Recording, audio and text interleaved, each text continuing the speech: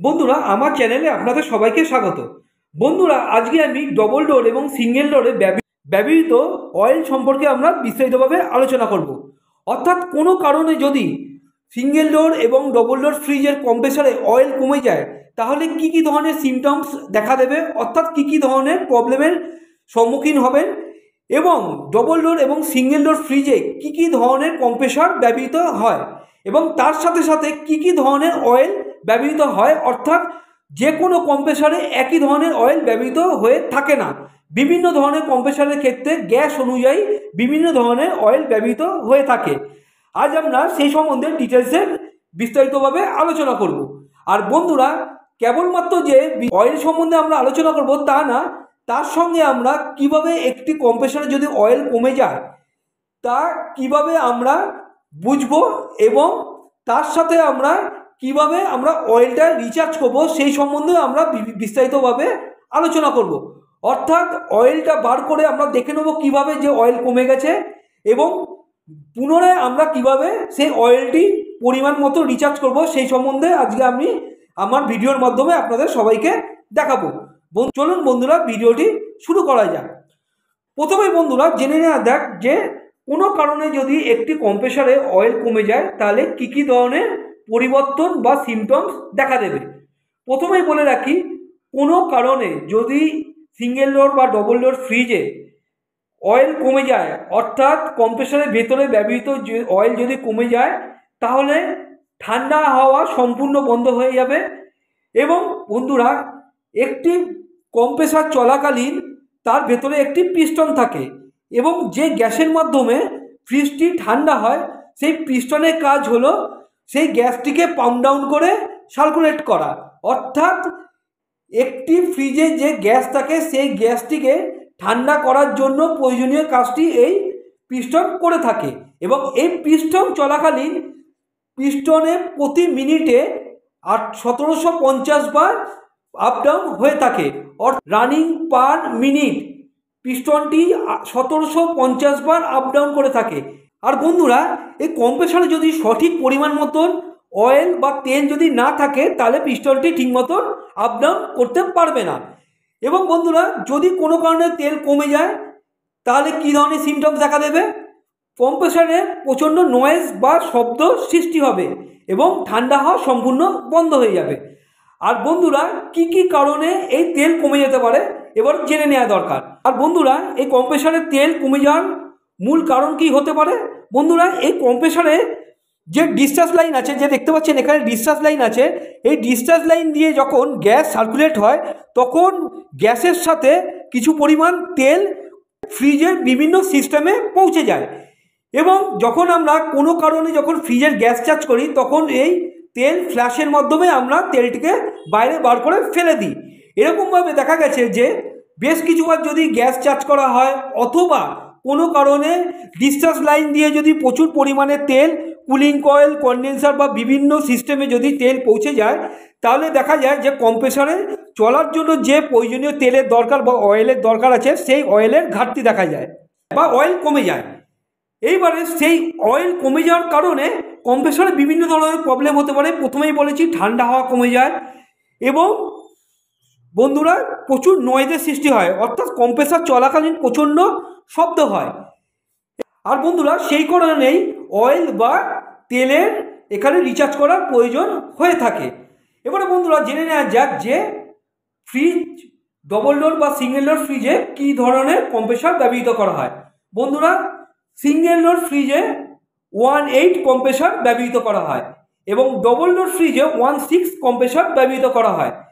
আর বন্ধুরা, double door fridge এবং single door ফ্রিজের যে 1.6 এবং 1.8 কম্প্রেসার ব্যবহার করা হয়, সেই ব্যবহৃত কম্প্রেসারে 200 থেকে 250 ml বা 300 ml পর্যন্ত অয়েল এখানে চার্জ করা হয়ে থাকে, অর্থাৎ তেল থেকে থাকে বা অয়েল থেকে থাকে। এবং কোনো কারণে যদি সেই অয়েল প্রচুর পরিমাণে কমে যায় তখন এইসব ধরনের প্রবলেম হয়ে থাকে। এবারে বন্ধুরা জেনে নেওয়া দরকার যে কোন কম্প্রেসারে কী ধরনের অয়েল ব্যবহার হয়ে থাকে। বন্ধুরা, সবার প্রথমে বলে রাখি যে আগেকার যে R12 গ্যাসের যে কম্প্রেসার ছিল সেই কম্প্রেসার সম্পূর্ণ ব্যান্ড হয়ে গেছে, অর্থাৎ সেই কম্প্রেসারে যে গ্যাস ব্যবহৃত হতো R12, সেই গ্যাস পরিবেশের পক্ষে খুবই ক্ষতিকারক। সেই গ্যাসের পরিবর্তে এখন R600 কম্প্রেসার চলে এসছে এবং R134A গ্যাসের কম্প্রেসার চলে এসছে। এবার 134 গ্যাসের যে কম্প্রেসার ব্যবহৃত হয়, সেই কম্প্রেসারে যে ব্যবহৃত তেল হয় সেটি হলো পলিওল এস্টার অয়েল। অর্থাৎ 134 যে কম্প্রেসারে গ্যাস চার্জ করা হয়, সেই কম্প্রেসারে গ্যাসে পলিওল এস্টার অয়েল ব্যবহৃত হয়। এবং R600 গ্যাসের যে কম্প্রেসার আছে, সেই গ্যাসে ব্যবহৃত অয়েলের নাম হচ্ছে মিনারেল অয়েল। তাহলে কি দেখা গেল, R600 যে সমস্ত গ্যাসের কম্প্রেসার আছে সেই গ্যাসে ব্যবহৃত হয় মিনারেল অয়েল, এবং R134A গ্যাসের যে ব্যবহৃত কম্প্রেসার আছে সেই গ্যাসে ব্যবহৃত হয় পলিওল এস্টার অয়েল। তাহলে আপনারা জানতে পেরে গেলেন যে কোন কম্প্রেসারে কোন অয়েল ব্যবহৃত হয় এখানে। আর বন্ধুরা, একটা কথা সবসময় মনে রাখবেন, যে ফ্রিজের কম্প্রেসারে যে গ্যাস ব্যবহৃত হয় সেই গ্যাস অনুযায়ী সবসময় আপনারা অয়েল চেঞ্জ করবেন। অন্য অয়েল যদি আপনারা চেঞ্জ করেন বা অন্য অয়েল যদি আপনারা দেন কোনো কম্প্রেসারে, তাহলে কিন্তু ঠিক মতন ঠান্ডা হবে না, সেই একই রকম প্রবলেমের সম্মুখীন হবেন। সেই কারণে আপনাদের বারবার বলে রাখছি, যখনই আপনারা বন্ধুরা কম্প্রেসারে অয়েল চেঞ্জ করবেন, আপনারা অবশ্যই কি গ্যাস কম্প্রেসারে ব্যবহৃত হচ্ছে সেই গ্যাসটি আপনারা দেখে নেবেন এবং সেই অনুযায়ী আপনারা সবসময় সেই অয়েল ব্যবহার করবেন। এবারে বন্ধুরা, সবার প্রথমে আপনারা যখনই একটি কম্প্রেসার থেকে তেল বার করবেন, কিভাবে বার করবেন, সবার প্রথমে একটি বোতল নিয়ে নেবেন এবং এই কম্প্রেসারটি তেলটি ঠিক মতন আছে নাকি সেটি চেক করার জন্য একটি খালি বোতল সবসময় ব্যবহার করার কারণ হচ্ছে একটি খালি বোতলে আপনারা পরিমাপটি ঠিক মতন বুঝতে পারবেন। অথবা আপনারা যদি অন্য কোনো পাত্র ব্যবহার করেন তাতে কোনো অসুবিধা নেই। এবারে আপনারা কি করবেন, যে সাকশন লাইন দেখছেন সেই সাকশন লাইনটি এই বোতলের মধ্যে আপনারা এরকম ঢেলে দেবেন। দেখুন এখান থেকে, দেখুন এখানে তেল পড়ছে, দেখুন এখানে যতক্ষণ না বোতল থেকে সম্পূর্ণ তেল বেরোচ্ছে আপনারা এরকমভাবে তেলটি ঢালতে থাকবেন এবং তেলটি ঢালার পর দেখবেন যে এখানে কত পরিমাণ তেল এখানে জমা হয়েছে এবং সেই পরিমাণ মতন আপনারা তেল এখানে চার্জ করবেন। অর্থাৎ এখানে যখনই দেখবেন যে প্রচুর কম পরিমাণে তেল এখানে জমা হচ্ছে, আপনারা 200 থেকে 250 ml তেল হচ্ছে নাকি এখানে দেখে নেবেন। বন্ধুরা, আপনারা এরকমভাবে তেলটি পুরো সম্পূর্ণ ঢেলে নেবেন এবং তেলটি ঢেলে নেওয়ার পর আপনারা পরিমাণ মতন মেপে নেবেন যেখানে 250 ml তেল আছে নাকি। যদি দেখেন এখানে 250 ml তেল নেই, তাহলে আপনাদের কাজ হচ্ছে এই যে তেলটি আমি ঢাললাম, এই তেলটি আপনারা কখনো দ্বিতীয়বার ব্যবহার করবেন না। আপনারা সবসময় এই তেলটি ফেলে দিয়ে নতুন তেল আপনারা সবসময় বা নতুন অয়েল এখানে সবসময় ইউজ করবেন। এখানে যেই দেখবেন যে 250 ml অয়েল এখানে নেই, তখনই আপনারা এখানে অয়েল নতুন করে 250 ml অয়েল এখানে রিচার্জ করবেন। এবার কিভাবে আপনারা অয়েল রিচার্জ করবেন সেটি আমি আপনাদের দেখিয়ে দিচ্ছি। বন্ধুরা, তাহলে দেখে নিলেন আমি কিভাবে এটি কম্প্রেসার থেকে এটি কম্প্রেসার অয়েল আমি বার করলাম। আর বন্ধুরা, সবসময় আপনারা 250 ml অয়েল দেওয়ার চেষ্টা করবেন। 250 ml এর 10 ml 20 ml যদি বেশি অয়েল দেন তাতে কোনো প্রবলেম নেই, কিন্তু কখনোই 250 ml এর কম দেবেন না এবং খুব পরিমাণে বেশি পরিমাণেও অয়েল দেবেন না, যাতে পরবর্তীকালে প্রবলেম হয়। সবসময় 250 ml অয়েলের কাছাকাছি আপনারা রাখার চেষ্টা করবেন। এবারে বন্ধুরা, আপনাদের দেখাবো কিভাবে আমি এই কম্প্রেসার থেকে অয়েল কিভাবে রিচার্জ করব। এবারে বন্ধুরা, একটা জিনিস আপনাদের বলে রাখি, কম্প্রেসারে এটি হলো সাকশন লাইন, এটি হলো চার্জিং লাইন এবং সাকশন লাইন এবং চার্জিং লাইনের দুটো লাইনেরই কাজ হলো সাক করা, অর্থাৎ গ্যাস টেনে নেওয়া। তাই জন্য আপনারা সবসময় একটি লাইন বন্ধ রাখবেন।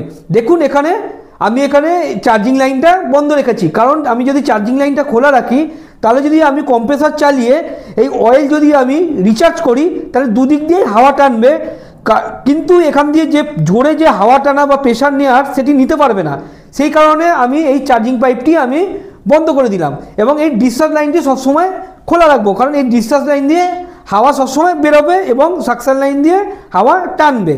এবারে সবার প্রথমে আপনারা একটি এরকম পাইপ নিয়ে নেবেন এবং এই পাইপের মাঝখানে দেখুন এখানে ফাঁকা আছে, এই পাইপের মাঝখান দিয়ে আপনারা এই যে কোয়ার্টার পাইপ দেখছেন, এই কোয়ার্টার পাইপটা আপনারা এখানে ঢুকিয়ে দেবেন। দেখুন আমি কোয়ার্টার পাইপটা দেখুন সাকশন লাইনে সবসময় একটি কোয়ার্টার পাইপ একটু এক্সট্রা রাখবেন, যাতে এই পাইপ এখানে জয়েন্ট করা যায়। এবং এই পাইপটা দেখুন এই বোতলের এখানে আপনারা রেখে দেবেন।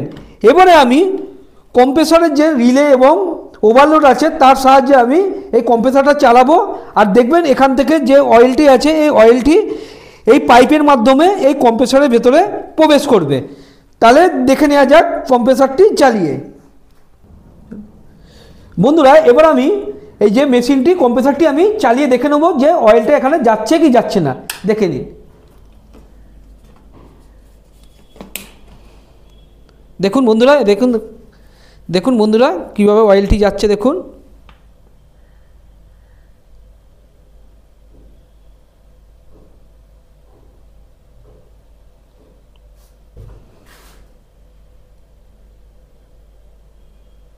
দেখুন বন্ধুরা পুরো অয়েলটি চলে যাবে দেখুন।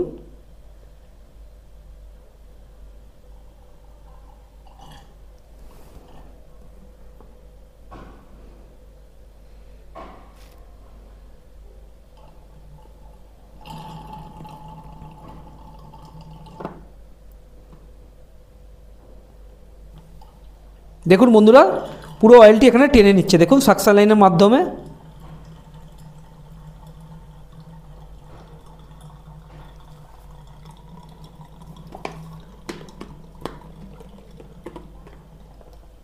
দেখুন বন্ধুরা সম্পূর্ণ অয়েল এখানে টেনে নিয়েছে।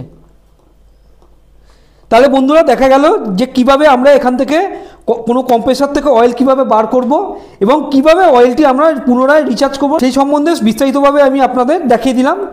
বন্ধুরা আপনাদের কাছে আমার একান্ত অনুরোধ, আমার এই ভিডিওটি যদি আপনাদের ভালো লেগে থাকে তাহলে লাইক শেয়ার এবং সাবস্ক্রাইব করার জন্য আপনাদের কাছে অনুরোধ জানানো হলো। এবং পরবর্তী ভিডিওটি পাওয়ার জন্য আপনারা অবশ্যই বেল আইকনটি টিপবেন এবং পরের ভিডিওতে আপনাদের সঙ্গে আবার আমার দেখা হবে।